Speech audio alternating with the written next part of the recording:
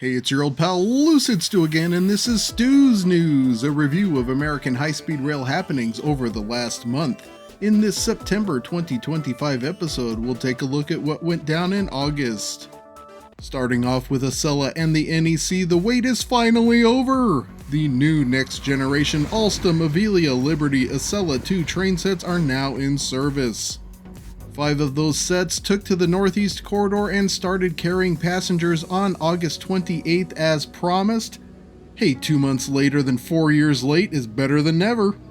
Amtrak and Alstom will now endeavor to expand that 160 mph capable fleet from 5 to 28 over the coming months, increasing capacity, frequency, and reliability.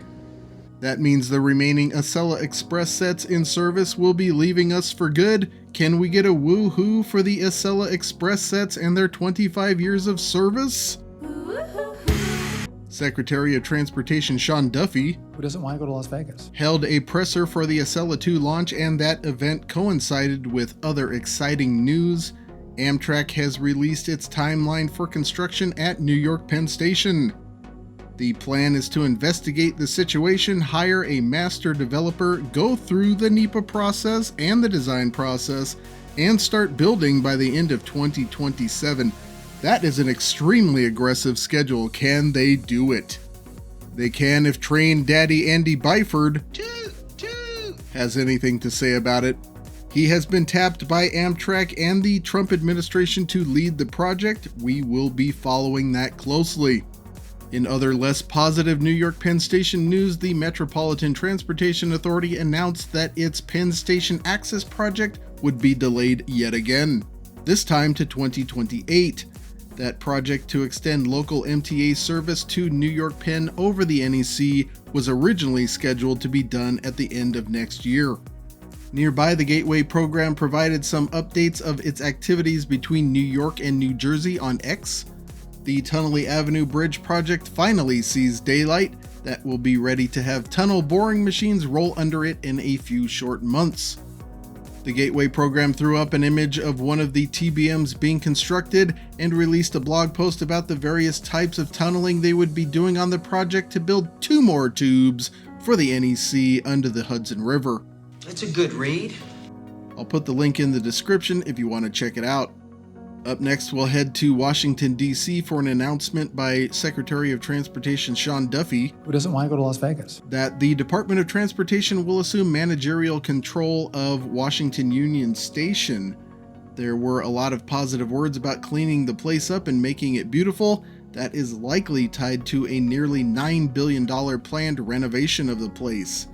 Ironically, grants for that work have been held up by the Trump administration for the last 7 months. So we'll have to see what happens there. Also at Washington Union Station, Amtrak has renovated and opened another track and platform. The new Track 22 mainly supports Virginia Railway Express and Amtrak Long Distance. Now let's look at some Amtrak numbers. Revenue was down slightly month over month, which isn't unusual. These numbers are for July, and summer usually takes a minor dip on the NEC. However, earnings were down pretty significantly, off 50 to 60% across the board. Year-over-year revenue was quite strong, up about 20% over July of 2024. Earnings not so much, off slightly. With 2 months left to be reported in the fiscal year, a new ridership record looks like a lock. The new Acela 2 sets will start showing up in these reports at the end of November, so it'll be interesting to monitor what effect those have on ridership, revenue, and earnings. That's all for Acela and the NEC. Let's head over to the West Coast for some equally big news with California High-Speed Rail. The California High-Speed Rail Authority has finally released its 2025 project update. This document is just packed with goodies.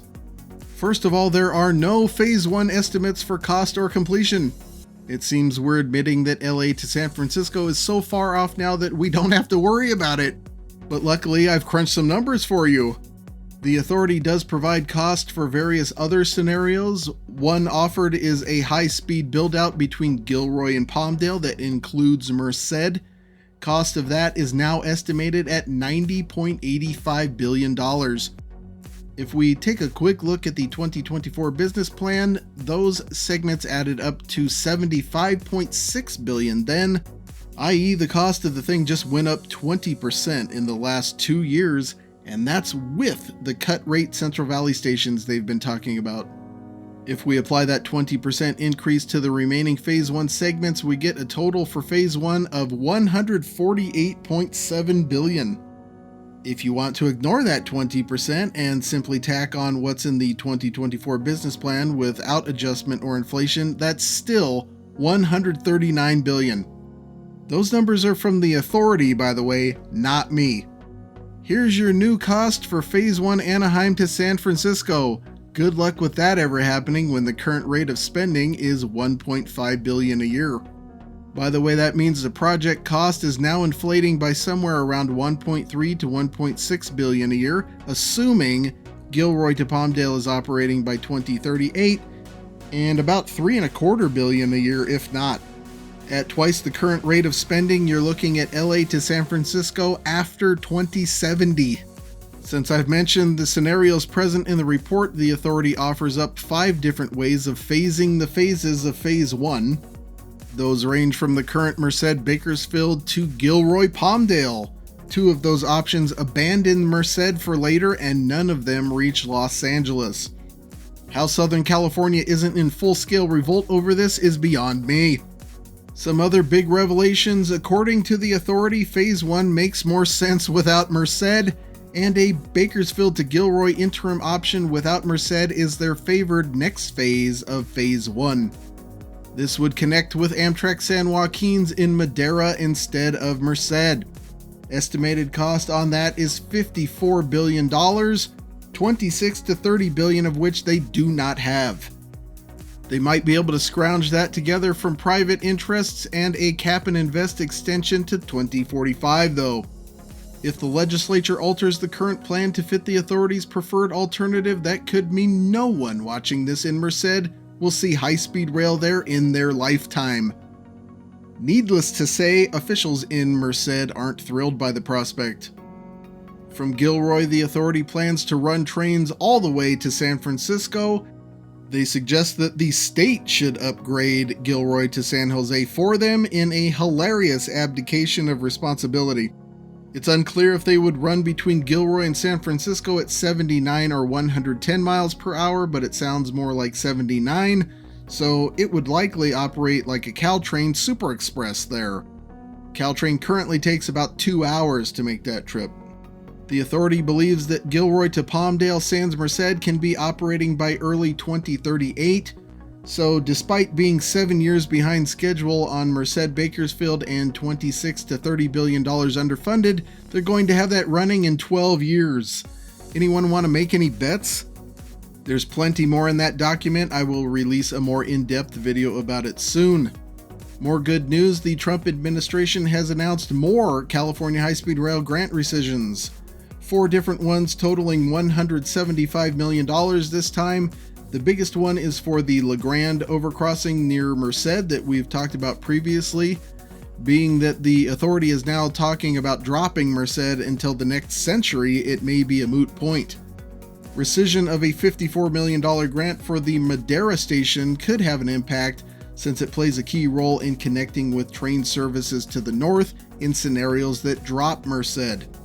More pressure from the feds. The House Oversight Committee recently announced that it was launching an investigation into California high-speed rail in respect to its conduct regarding $4 billion of grants that have been recently rescinded.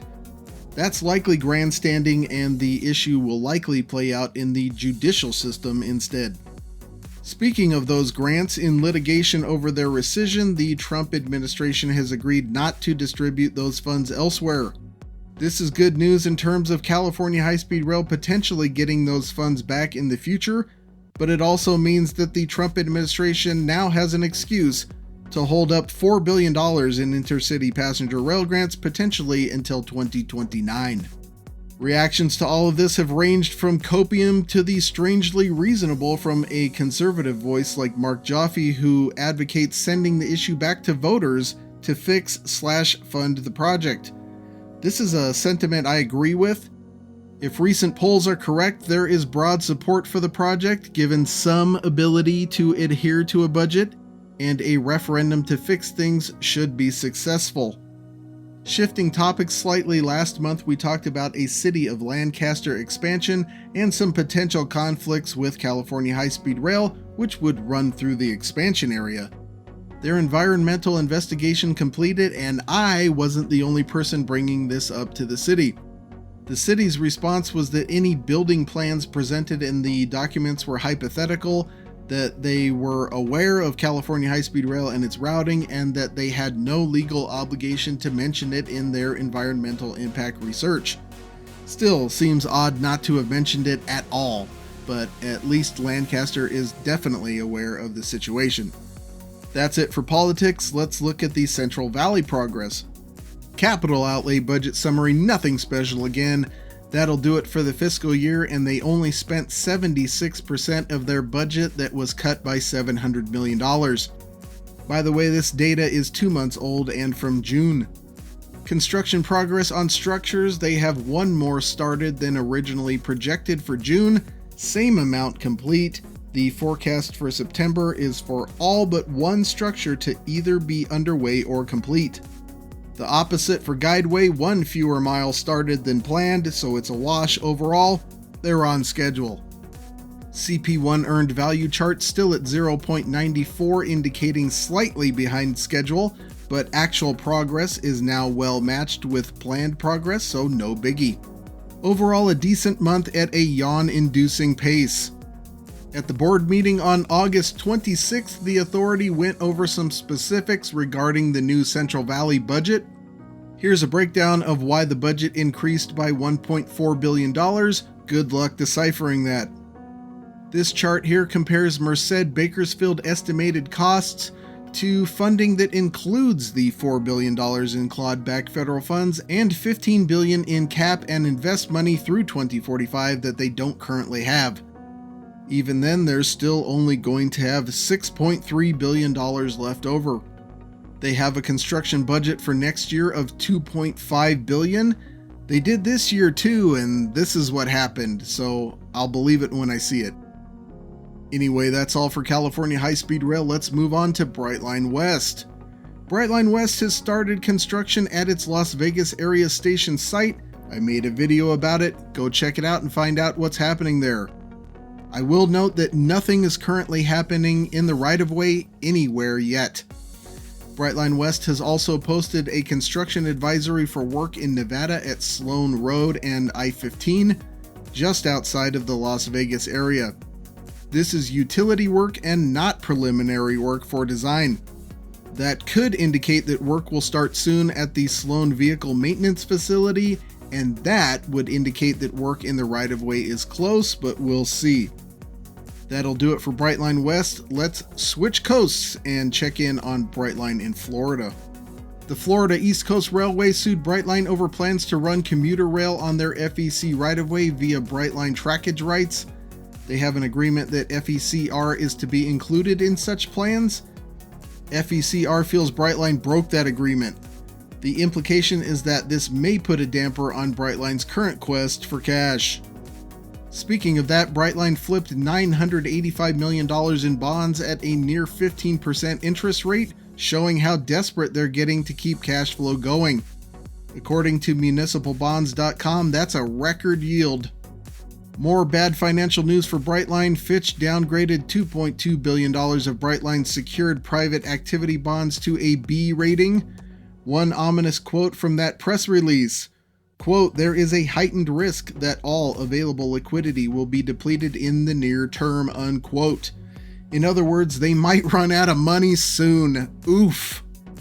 With all that said, let's take a look at the ridership numbers. Ridership year over year was up 16% in July, which is a solid result, but again, it's just not enough to quell their looming debt problems. They need to figure out a way to boost revenue significantly and soon. It's worth noting that short distance ridership was up 16% and that overall ticket prices were about flat. It's a good result, but they really needed to be at this level last year, not this year. They're working on it. We'll have to see how it plays out, but it's looking tenuous. That'll do it for Brightline. Let's make a quick trip to Texas for an article about Texas Central Railway, where they claim that their project is shovel ready. It is not. They only own a quarter of the right-of-way, they let options to purchase another quarter lapse, and they don't have the estimated $30 billion to fund the thing. It's nowhere near ready for shovels. Just wanted to point that out.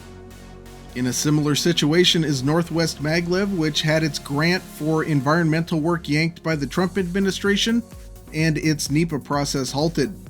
That means that's all, folks, for Northeast Maglev, the project that hoped to use Japanese maglev technology to carry passengers from Washington, D.C. to New York in an hour. That's all for the regular news. Now it's time for Stu's Boo Boos, where I go over everything I missed or got wrong last month. Last month in the Amtrak performance graphics, I indicated those were for fiscal year 2024. That should be fiscal year 2025. Normally typos don't count, but it's an important distinction when it comes to data, and we are close to the end of fiscal year 2025. Big thanks to eagle-eyed commenter AquaGuy34 for catching that one and pointing it out. That brings your gold star total to 24. Silver stars for me for a boo-boo free month, a measly 8. As always, if you find a boo-boo in this presentation or something I missed, let me know in the comments. If it's a good one, you win a prize. A big thanks to the Stu Crew Discord channel for their continued help with digging up stories. If you'd like to join our motley crew, check out the invite in the description. Plenty more videos to come. I have some cool content coming up for you, including a ride and review of the new Acela 2 train sets and a deep dive into the new California High-Speed Rail report. If you'd like to further support this channel, I have a couple of options. Firstly, check out that super thanks button below the video and click that bad boy to donate. Secondly, I have a poster store with some nifty reproduction railroad posters I have lovingly cleaned up. Follow the link or the QR code and check that out. But that's all for now. Until next time, I'll see you on that big, beautiful freeway.